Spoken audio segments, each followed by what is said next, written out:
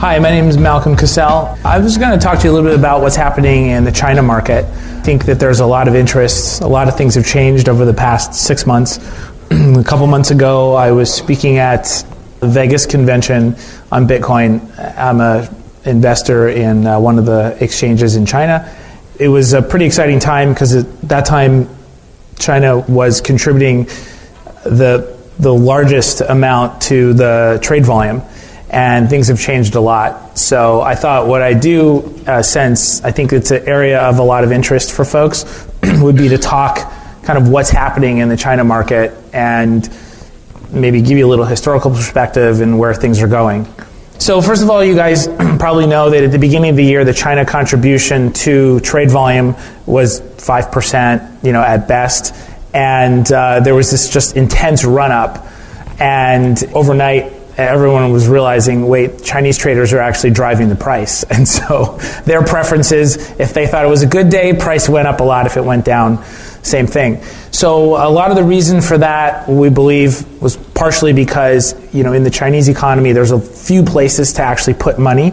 Real estate was a market that got very, very hot and got shut down in many ways because the ability to basically finance real estate was shut down. The ability to buy multiple properties for investment got shut down.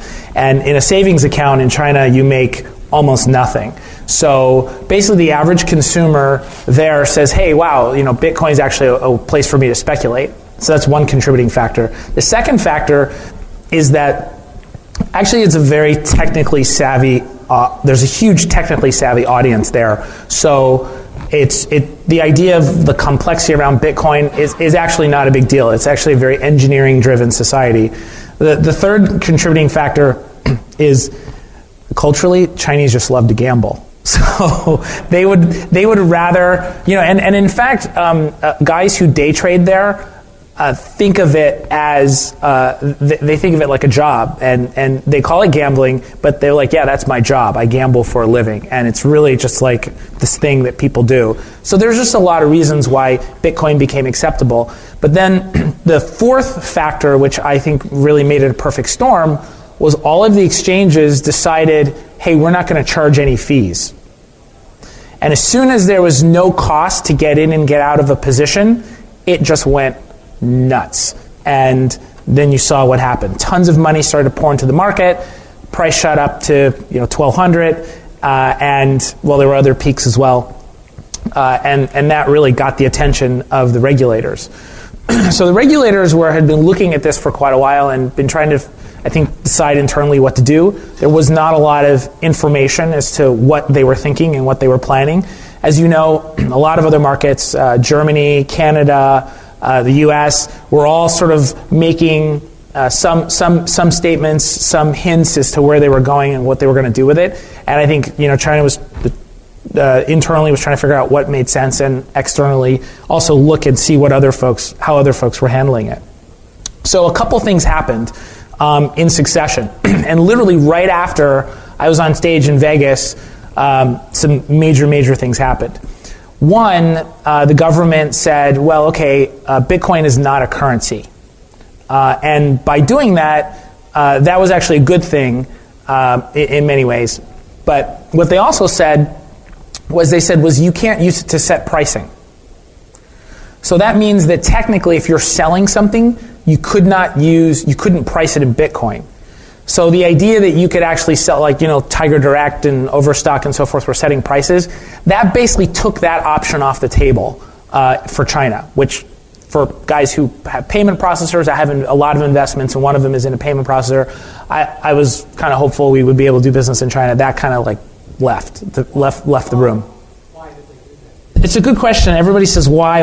What's the rationale? I mean, we ask that as well. And very, very rarely do you get explanation. And I'll tell you that whatever explanation you do get is probably not the one that's the real reason. There's a lot of misdirection, right, going on. This is politics, and it's big. I mean, you're dealing with big ministries and so forth. So we don't really know why. But I would say that one of the issues is currency control in China is very, very sensitive. And so the obvious rationale would be, oh, hey, we don't want something that would compete with the renminbi inside of Chinese borders. And there was a run-up for something called a QQB, which was another virtual currency. This was almost 10 years ago, and it had trading platforms, and it was issued by a private company, and it had a value, and people were treating it like money, and that got shut down sort of under the same guise of, hey, you can't price things in this, you can't trade it like money, and so forth. That isn't exactly what happened here, but there was a precedent for it, and so a lot of people believe that's really what it comes from. So nobody can say for sure, but that's kind of, I think, a lot of people's theory. The next thing that happened was they said, well, trading Bitcoin, or Bitcoin as a business in dealing with it, handling it, and so forth, insurance companies, banks, commodity firms, you can't touch that. Now that was actually good news, because they basically created swim lanes, and they said that all these other well-established, well-financed, large industries couldn't participate in the Bitcoin ecosystem. So all the guys in the Bitcoin ecosystem were doing cartwheels because they're like, woohoo, we have like a free reign to go and roll out our businesses and develop. So that was good news. So that was kind of, we were like, okay, well, that's not too bad. And that announcement was right before the conference. And then right after the conference, basically the government came out and heavily dissuaded third-party payment processors from working with Bitcoin exchanges. Now, they didn't outright say, hey, it's illegal, which is another tactic to leave the door open to do things later. But, from our understanding, there was basically a quiet meeting with the payment processors. They got them all in the room, and they're like, you need to stop doing business with the exchanges. And the next day, all the payment processors basically said, no more. Now, that was bad news, because it meant that you were no longer able to use like a payment processor. So think of it like a PayPal, the equivalent of basically being able to fund from your bank account and then transfer that money to an exchange. You were no longer able to do that. And so that really took a lot of wind out of the sail. The second thing they said was banks were no longer going to be able to accept deposits and withdrawals for Bitcoin exchanges. Now that was horrible. And they said that by the end of January, all money had to be, taken out, and you had basically a period of time to get your money out if you had it sitting in an exchange and you wanted it deposited to your bank account. That sent a chill through the whole ecosystem. It's actually quite similar to what happened in the US around exchanges and banks basically dealing directly with exchanges. The reason why you can still use, say, Coinbase in the US is because they're not actually trading and have an order book the way a lot of other exchanges do. They have a sort of complicated way of essentially buying ahead, and then basically you're buying out of their inventory or they're selling out of their inventory, and vice versa. It's a subtle difference in the rules, but allows them to continue doing what they're doing. But banks in general have, in America, if you try to open an exchange, they're like, hey, yeah, we don't want to touch Bitcoin. I mean, you can go bank after bank after bank, and they'll pretty much tell you that. So that's kind of actually, it's sort of that way now in China. There is an exchange, however, that is, basically breaking the rules, and you deposit to a corporate account.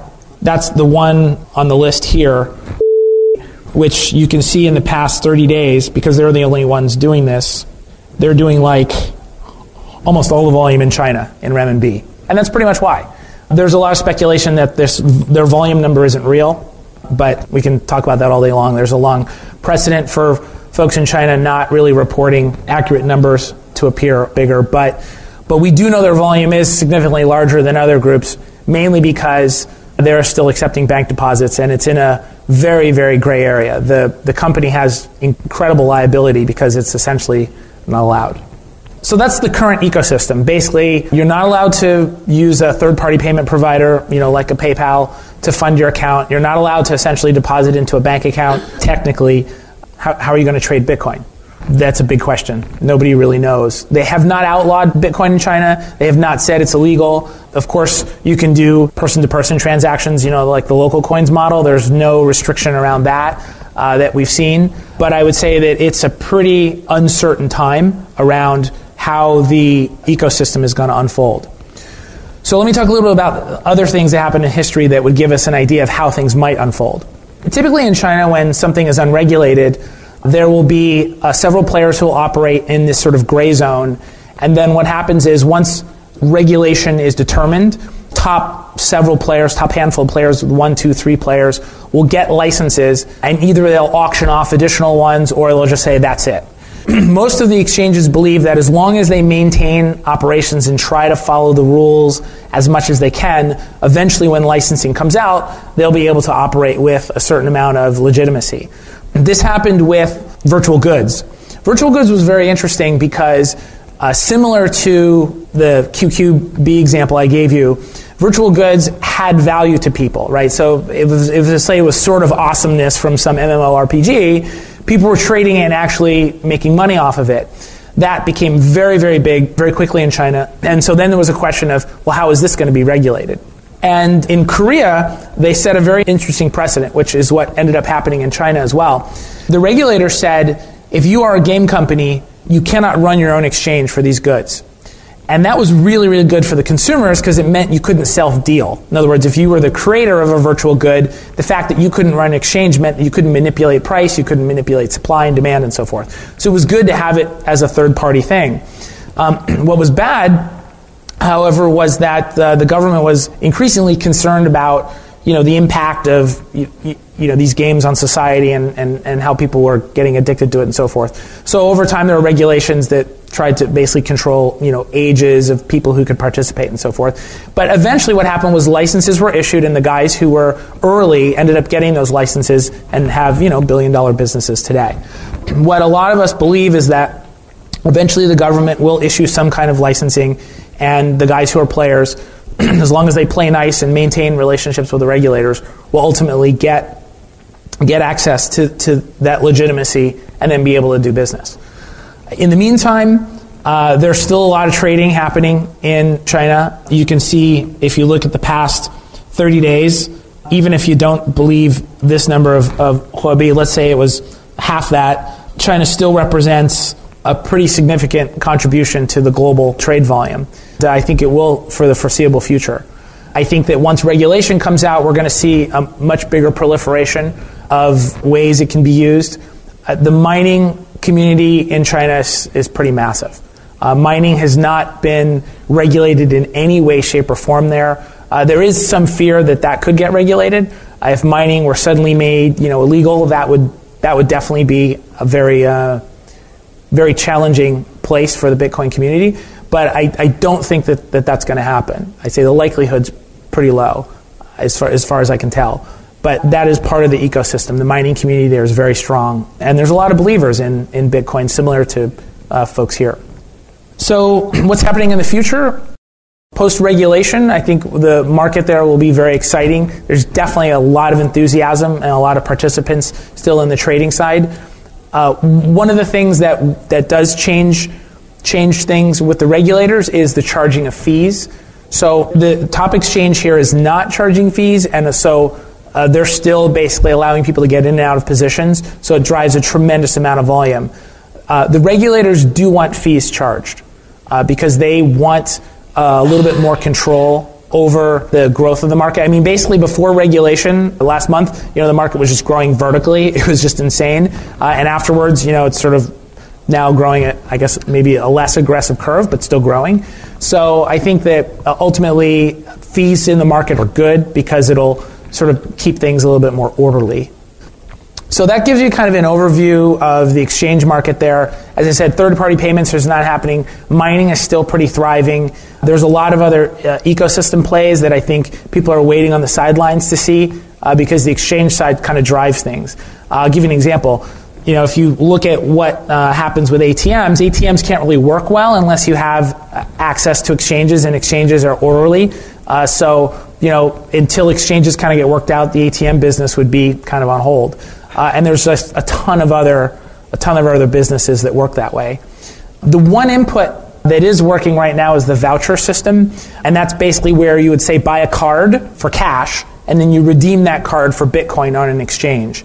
So that is the one input mechanism that does seem to be working and is considered legal right now. Adam B. Levine here. This question wasn't picked up well by the recording, but basically the questioner asks for more information about the Chinese exchange that still does accept yuan deposits against the guidance.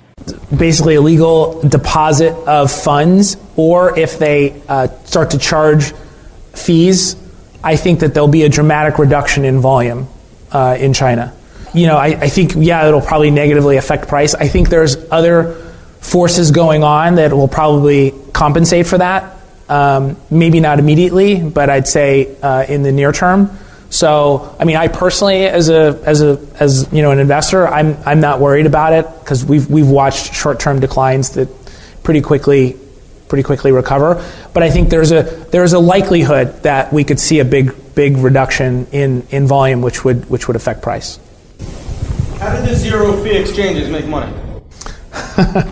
Well, okay, so the fundamental business model in China is called war of attrition, especially around net businesses. So by charging no fees, the idea is to drive lots of volume, market share, and try and make it back later. So basically the business model is burn your investment capital for as long as you can, and then see who stays in business the longest. That's the model there.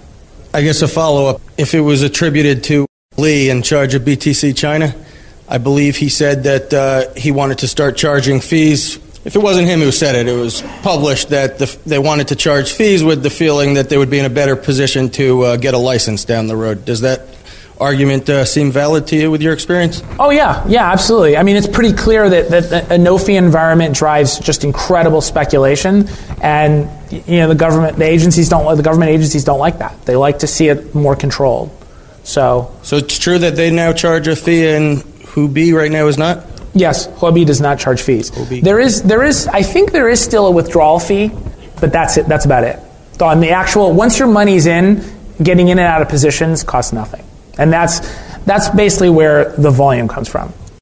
Changing the subject a tiny bit, but I was just Bitcoin's number 1, 2 might be Litecoin, but what do you think 3 and 4 is?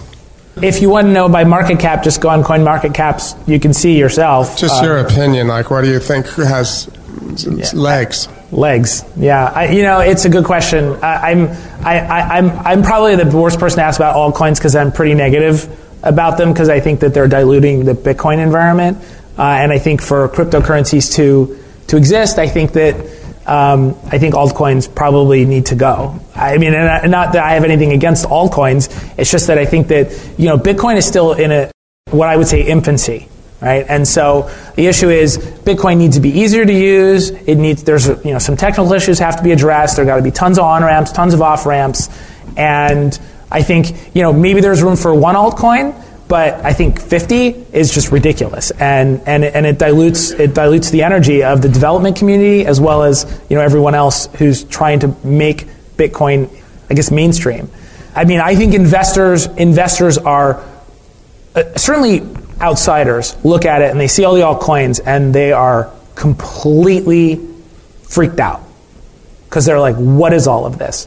And that's one of the things that I think hurts the industry. So I think that for Bitcoin to survive, there has to be consolidation around cryptocurrencies. I think things have to live on the blockchain.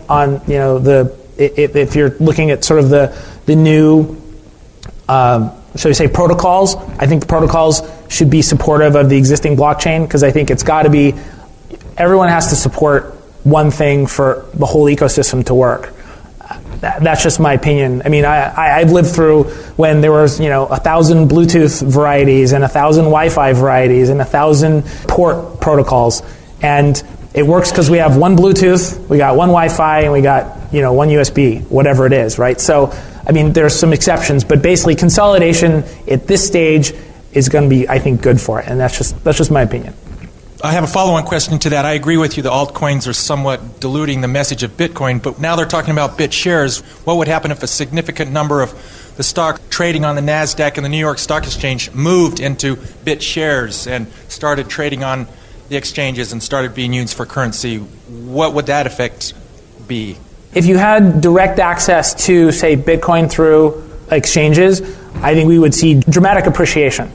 But what I mean is the stocks that are trading there, instead of trading on the exchange, if they moved into altcoins and started trading on Cryptsy.com as a BitShare instead of New York Stock Exchange share.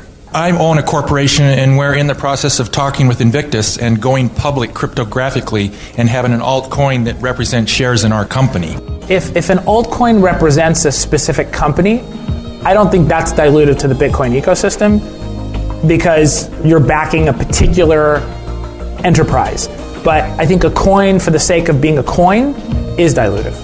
Because I think protocols built on altcoins will dilute the whole ecosystem, and I think people won't get it. But if you say, oh, that just represents a company, people, I think, get, oh, okay, that's a company.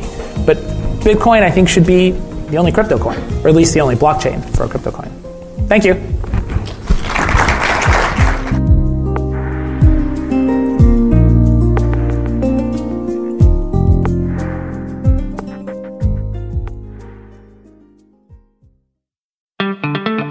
This is Chris Joseph bringing you news on Next, the first true second-generation cryptocurrency for February 7th, 2014. I've got two things to tell you about today. First, a development team has been formed and has provided funding for an effort to create NextCash, which will implement the zero-coin algorithm as a layer on top of Next.